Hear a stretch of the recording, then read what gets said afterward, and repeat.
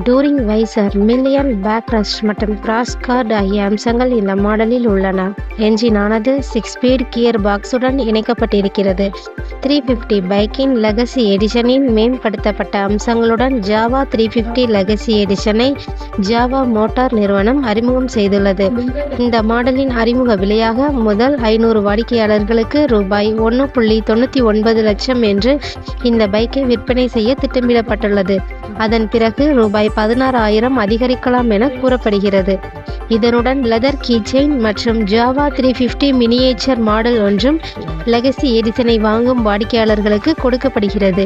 இந்த பைக்கின் 22.5 HP power மற்றும் 28.1 Nm டார்க்கை உற்பத்தி செய்யக்கூடிய 334 cc single cylinder liquid cooled என்ஜினை பயன்படுத்தப்படுகிறது.